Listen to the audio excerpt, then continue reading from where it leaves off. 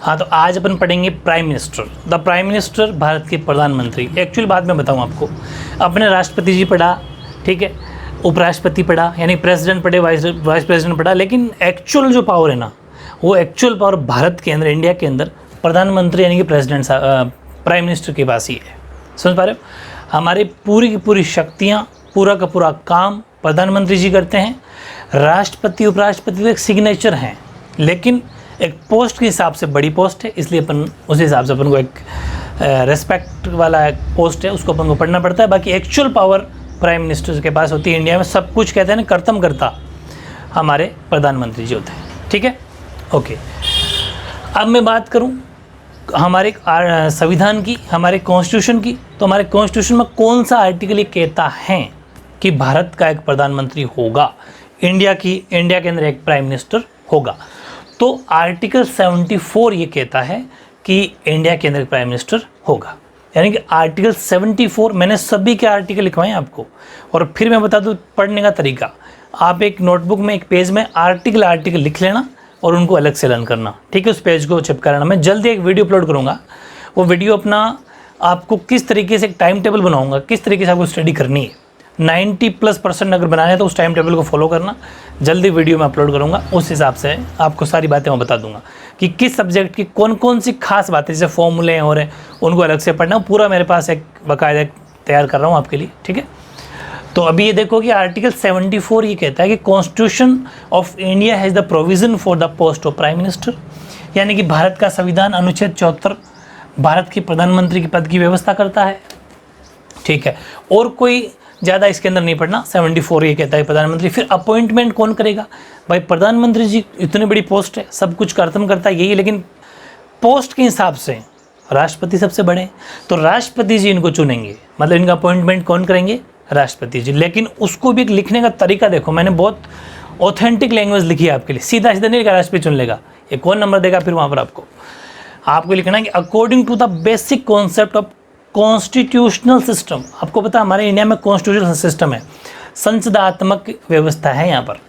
तो according to the basic concept of constitutional system, it is obligatory for the president to appoint the leader of the party having majority in Lok Sabha as prime minister. तो 2-3 बातें हैं कि ये हमारे majority in Lok Sabha, यानी कि leader होता है, leader of the party having majority in Lok Sabha. Lok Sabha के अंदर, लोकसभा की सदन का नेता होता है प्रधानमंत्री। लोकसभा के अंदर एक लीडर होता है प्रधानमंत्री, सबसे बड़ी पोस्ट ऐसे मान लो आप, ठीक है। यानी कि वो बहुमत दल का नेता होता है। बहुमत दल का मतलब ये होता है कि अगर 545 मेंबर हैं, समझ पा रहे हो, तो उसमें बहुमत का मतलब होता है फुल मेजोरिटी का जो लीडर हैं उनको वोट करेंगे, वो सब कहेंगे कि हमारे प्रधानमंत्री जी यही होने चाहिए। जैसे फिलहाल अभी नरेंद्र मोदी जी, तो जो मोदी जी हैं, क्योंकि बीजेपी की जो अभी सरकार है सेंटर में, तो बीजेपी सरकार, मोदी जी प्राइम मिनिस्टर है। क्यों है? क्योंकि उनके पास मेजोरिटी है। मेजोरिटी का मतलब 300+ सांसद, 300+ MP लोकसभा के अंदर बीजेपी सरकार के पास हैं। 545 में से अगर 300+ हैं तो आप समझ गए कि इनकी सरकार बनेगी। तो बहुमत या मेजोरिटी इनके पास थी, तो अब पूरी बीजेपी ने मिल के चुन लिया मोदी जी को, ठीक है, क्योंकि उन्होंने अपना एक लीडर मान रखा है प्राइम मिनिस्टर साहब मोदी जी को। तो वो क्या हो गए हमारे? वो हमारे प्राइम मिनिस्टर हो गए। मतलब मेजोरिटी, लोकसभा में मेजोरिटी के लीडर हैं वो। एक क्वेश्चन अलग से आएगा, लोकसभा में सदन का नेता किसे कहते हैं? लोकसभा में सदन का नेता का मतलब है, कि लोकसभा में majority, leader of majority in Lok Sabha, वो कौन होगा? द प्राइम मिनिस्टर, मतलब प्रधानमंत्री। वेरी इंपॉर्टेंट चीज़ है। तो उसको having majority in Lok Sabha as prime minister, प्रधानमंत्री के तौर पे कौन चुनेंगे?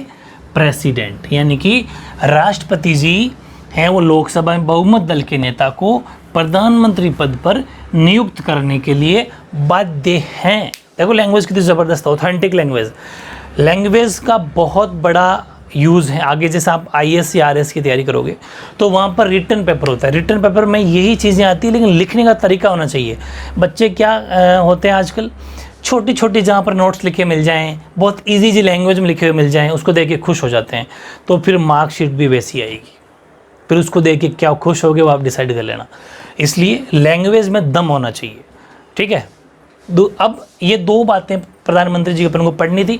इसके बाद में आपके कोर्स में प्रधानमंत्री जी की कोई खास बात देनी थी कि सीधी फंक्शंस एंड पावर, क्योंकि सब कुछ पावर और फंक्शन ही है प्राइम मिनिस्टर के, सारा काम इन्हीं के हाथ में है, तो वो पढ़ना वेरी इंपॉर्टेंट है।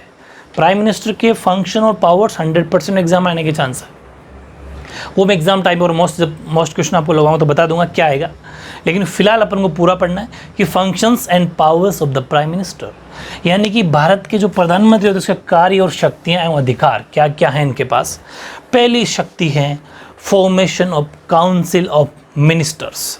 फिर बता दूं कि जितने लोकसभा के अंदर मेंबर हैं, जितने भी हैं, उसके 15% को, मेरी बात सुन रहे हो, उनके 15% को मंत्री बनाना कंपलसरी है।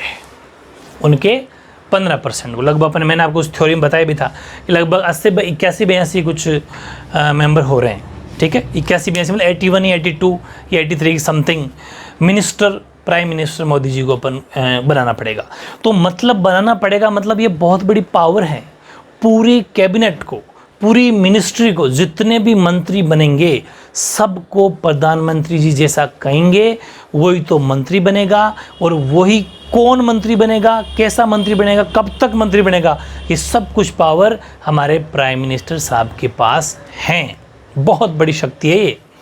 यानी कि द फर्स्ट वर्क, पहला काम जिस दिन प्रधानमंत्री बनेंगे उसी दिन से first work of prime minister after assuming his charge is to form a council of ministers, like what should be the number of minister, कि कितने मंत्री होंगे, and who should be a minister, और कौन मंत्री होगा, कितने होंगे और कौन होगा, ये सब तय करने वाले, ये सब डिसाइड करने वाले कौन होंगे, हमारे प्राइम मिनिस्टर होंगे। यानी कि मंत्री परिषद का निर्माण करेंगे। अपना पद ग्रहण करने के बाद प्रधानमंत्री का सबसे पहला सर्वप्रथम कार्य मंत्री परिषद का निर्माण करना है। मंत्री परिषद का निर्माण करना है कि कितने मंत्री होंगे, ठीक है, कितने मंत्री हों और कौन कौन मंत्री हों, ये हमारे प्राइम मिनिस्टर जी डिसाइड करेंगे। बहुत बड़ी शक्ति है। ऐसा मान लो कि पूरा देश चलाते हैं ये, जब मंत्री तो करेंगे पूरे, भाई जो जिस फील्ड का मंत्री है वो वही तो काम करेगा। तो जब मंत्री प्रधानमंत्री खुद चुन रहे, इसका मतलब पूरी की पूरी पावर किसके पास है, प्राइम मिनिस्टर के पास। Number second, distribution and charges of portfolios from amongst the ministers. किस मंत्री को किस डिपार्टमेंट में जाना है, जैसे किसी को खेल मंत्री बना दिया, स्पोर्ट्स मिनिस्टर बना दिया, किसी को मेडिकल यानी कि ये चिकित्सा मंत्री बना दिया, किसी को अपना होम मिनिस्टर बना दिया, ठीक है, किसी को होम मिनिस्टर मतलब गृह मंत्री, जो जैसे अभी हमारे अमित शाह जी हैं। तो इस तरीके से जो ये बनाते हैं, जितने भी इस बंदे को, ये जैसे हमारे रक्षा मंत्री राजनाथ सिंह जी हैं, मतलब हमारे जो जैसे भारत पाक जो बाउंड्री के मिनिस्टर होते हैं, मान लो जो लड़ाई झगड़े होते हैं एक दूसरे से, उसके रक्षा करने वाले रक्षा मंत्री हमारे राजनाथ सिंह जी है। तो ये जितने भी मिनिस्टर होते हैं, इन सब को डिसाइड कौन करेंगे, प्राइम मिनिस्टर की। किस बंदे को किस फील्ड में किसका डिपार्टमेंट देना है, ये प्राइम मिनिस्टर जैसा कहेंगे वैसा होगा। मतलब मंत्रियों में विभागों का बंटवारा और परिवर्तन, वो चाहे तो चेंज भी कर सकते हैं। जैसे किसी बंदे को खेल मंत्री बना दिया, अगर वो उस फील्ड में अच्छा काम नहीं कर रहा या फिर कोई और रीज़न हो गया, तो उसको वहाँ से उठा के खेल मंत्री वाला डिपार्टमेंट किसी और को दे देंगे, उसको कोई और दे देंगे, या फिर उसको पद से हटा भी सकते हैं। समझ पा रहे हो, उसको कह भी सकते हैं कि आप मंत्री नहीं रहेंगे, तो वो कोई ज़रूरी नहीं है। तो prime minister acts according to his discretion in the distribution of portfolios among the ministers. यानी कि मंत्रियों में विभागों का बंटवारा करते समय भी प्रधानमंत्री स्वविवेक के अनुसार ही कार्य करता है। यानी कि वो खुद का माइंड यूज करेंगे। इन हिज डिस्क्रिप्शन का मतलब किसी को पूछने की जरूरत नहीं है, इतनी पावर है इनके पास। स्वविवेक से, खुद के माइंड से वो ये डिसीजन करेंगे कि कौन मिनिस्टर होगा या फिर किस मिनिस्टर को कौन सा डिपार्टमेंट देना है। ठीक है, देखो एक्चुअली इसकी हेडिंग भी याद कर लेना तो भी नंबर मिल जाएंगे, इतने परफेक्ट नोट्स हैं आपके। तीसरा, एडमिनिस्ट्रेशन ऑफ द कैबिनेट, पूरे मंत्रिमंडल का या मंत्री परिषद का कार्य संचालन। अब मंत्री तो बना दिए, उनका एडमिनिस्ट्रेशन कौन संभालेंगे, उनका पूरा प्रशासन को, उनको मंत्रिपरिषद को संभालेंगे कौन, प्रधानमंत्री जी। कैसे कि जैसे ये मीटिंग करवाएंगे, मंत्रिमंडल की मीटिंग कराएंगे, भाई जितने ही मंत्री बनाए मैंने, आजकल आपकी मीटिंग है, ऐसे बोल दिया। अब प्रधानमंत्री जी क्या करेंगे, उन सारे मिनिस्टर की मीटिंग बिठाएंगे। मीटिंग के अंदर क्या क्या करना है वो पहले डिसाइड होगा। जैसे आज प्रधानमंत्री जी उन मीटिंग में क्या करेंगे कि आज वो बात करने वाले हैं जीडीपी पर, बताऊंगा आपको। हाँ, जल्दी अपन आपकी अर्थशास्त्र इकोनॉमी स्टार्ट करने वाले हैं। देखो हर सब्जेक्ट साथ पढ़ो, पॉलिटी पढ़ो, हिस्ट्री पढ़ो, इकोनॉमी पढ़ो। तो इकोनॉमी स्टार्ट करने वाला हूँ मैं जल्दी। Next chapter I think economy का हो सकता है, इकोनॉमिक्स का। हाँ, तो मेरी बात सुनो। तो ये डिसाइड किया जाता है कि जीडीपी देश की गिर रही है, अभी आपको पता है इकोनॉमी डाउन चल रही है इस कोरोना की वजह से। तो फिर क्या होगा कि आज हम प्रधानमंत्री ये डिसाइड कर लेंगे कि जितने ही मंत्री आज मीटिंग है, लेकिन आज सिर्फ और सिर्फ किस पर बात होगी, जीडीपी पर, या फिर आज सिर्फ और सिर्फ कोरोना पर बात होगी। अगर वो उन्होंने जो डिसाइड कर दिया, जो एजेंडा फिक्स कर दिया, जो कार्यसूची फिक्स कर दी, उसके अलावा कोई भी मंत्री कोई भी टॉपिक पर बात या बहस नहीं कर सकता। इतनी बड़ी पावर है। यानी कि prime minister superintends all the proceeding and chairmanship of the meetings of cabinet. आपको पता है कि प्रधानमंत्री मंत्रिमंडल की बैठकों का सभापतित्व का मतलब होता है खुद सभापति बनेंगे, खुद चेयरमैन बनेंगे और मंत्रिमंडल की समस्त कार्यवाही का संचालन करता है। ठीक है, ये बात बड़ी चीज़ है। दूसरी, subjects included in the agenda by the prime minister are discussed only in the cabinet meeting। यानी कि मंत्रिपरिषद की बैठक में उन्हीं विषय पर विचार विमर्श होगा जिन्हें प्रधानमंत्री ने कार्यसूची या फिर एजेंडा में रखे हैं। जब भी मीटिंग होती है तो एक कार्यसूची या फिर एक एजेंडा तैयार किया जाता है कि इस दिन मीटिंग होगी और इस मीटिंग में प्रधानमंत्री साहब या प्राइम मिनिस्टर साहब इस बात पर बात करने वाले हैं। उस पर वो सारे मंत्री अपनी अपनी एडवाइस या राय लेके आएंगे, लिख के लाएंगे, और उसके अलावा किसी पर बात नहीं हो सकती, क्योंकि ये प्राइम मिनिस्टर की पावर है। समझ पा रहे हो? तो इस तरीके से 3 पावर हमने पढ़ ली। अब मैं इसको करूँगा रफ, उसके बाद अपन पढ़ते हैं नंबर 4। ऐसे चौथी पावर देखो प्राइम मिनिस्टर की, वो है coordination amongst various departments of governance. यानी कि शासन के विभिन्न विभागों में संबंध, कोऑर्डिनेशन, आपस में समन्वय बनाना। भाई जैसे डिपार्टमेंट तो सबको दे दिया, अब कौन सा मिनिस्टर कोई कहते कि मुझे कम मिला, कोई ज़्यादा मिला, तो उनमें आपस में देखो सबको बैलेंस करके भी चलना पड़ता है, तो उनके कोऑर्डिनेशन भी बिठाना पड़ता है। तो prime minister establishes coordination amongst all the departments of government so that would work as a unit. तो सभी एक इकाई के रूप में काम करें, सभी एकजुट होकर काम करें। यानी कि प्रधानमंत्री शासन के संबंध विभागों में समन्वय स्थापित करता है, जिससे कि समस्त शासन एक इकाई के रूप में काम करे, एक यूनिट के रूप में काम करे, सभी मिल के काम करे। किसी को ऐसा नहीं लगे कि मेरे पास जो डिपार्टमेंट है वो हल्का है या कम है या ज़्यादा है, तो मतलब सब आपस में समन्वय बिठा के बीच बीच में मीटिंग्स करते रहते हैं, तो उनसे क्या है, कोऑर्डिनेशन बना रहता है। ठीक है, ऐसी 5वीं आपको मैंने अपने स्टार्टिंग पढ़ ली थी कि लोकसभा के लीडर होते हैं, लीडर ऑफ लोकसभा, यानी कि लोकसभा के नेता। Prime minister is the leader of Lok Sabha principally and all the law making functions are performed in his leadership. यानी कि जो प्रधानमंत्री होते हैं वो संसद के मुख्यतः लोकसभा का नेता होते हैं। ठीक है, प्रिंसिपली अपन अगर देखें तो प्रधानमंत्री मुख्यतः लोकसभा का नेता होते हैं। आप ये जरूरत नहीं है, प्रधानमंत्री मुख्यतः लोकसभा का नेता होता है और कानून निर्माण के समस्त कार्य, समझ पा रहे हो, और कानून निर्माण के समस्त कार्य प्रधानमंत्री के ही नेतृत्व में किए जाते हैं। मतलब उनकी लीडरशिप में काम होंगे, कानून जो भी बनेगा तो प्रधानमंत्री जी जो जैसा जैसा कहेंगे वैसा काम होगा। तभी तो मैं कह रहा हूँ सब कुछ पावर किसके पास है, प्राइम मिनिस्टर यानी कि प्रधानमंत्री के पास। इंडिया में जैसे इंडिया में प्राइम मिनिस्टर के पास, जैसे यूएसए की अपन बात करें तो यूएसए के अंदर प्राइम मिनिस्टर नहीं होता, वहाँ पर प्रेसिडेंट के पास टोटल पावर राष्ट्रपति के अंदर होती है, वहाँ प्रेसिडेंट मेन है। ठीक है, ओके। दूसरी बात, वहाँ के प्रेसिडेंट 4 साल के लिए होता है। मैं आपको नॉलेज की बात बता दूँ, वहाँ का प्रेसिडेंट 4 साल के लिए होता है और एक प्रेसिडेंट 2 बार चुना जा सकता है, 2 बार इलेक्ट हो सकता है। अभी ट्रम्प अभी वहाँ के प्रेसिडेंट है, अब सेकंड टाइम वो इलेक्शन के लिए खड़े हो रहे हैं, तो मतलब 2 बार इलेक्शन लड़ सकते हैं। ठीक है, 2 बार इलेक्शन जीत सकते हैं, लड़ सकते हैं वहाँ के प्रेसिडेंट के। हमारे कितनी बार लड़ सकते हैं, इस पर हमारा संविधान मौन है, मतलब चुप है, कुछ भी नहीं कहा कि हमारे यहाँ पर प्रेसिडेंट कितने वर्ष तक, वो तो ठीक है 5 साल तक, लेकिन आगे कितनी बार खड़ा हो सकता है, कितने इलेक्शन लड़ सकता है, वो उसके बारे में हमारा संविधान मौन है। मैं जो शब्द बोल रहा हूँ ना वही शब्द है संविधान में लिखा हुआ है, संविधान मौन है मतलब चुप है, इसका मतलब कुछ भी मेंशन नहीं है। चलो वो नॉलेज की बात थी। अब दूसरी बात, इसी में दूसरा पॉइंट है कि all government bills including annual budget are prepared under his supervision only, यानी कि जो भी बजट होगा, वार्षिक बजट सहित सभी सरकारी विधेयक उसके निर्देशानुसार ही किए जाएंगे। किसके? उसके का मतलब है, इसका मतलब है प्राइम मिनिस्टर। प्राइम मिनिस्टर की लीडरशिप में पूरा का पूरा बजट तैयार होगा और जितने भी सरकारी विधेयक हैं, कोई भी हो, वो गवर्नमेंट जो बिल है वो भी इनकी लीडरशिप के अंदर ही तैयार होंगे। जैसा ये कहेंगे उस अकॉर्डिंग उस बिल को तैयार किया जाएगा।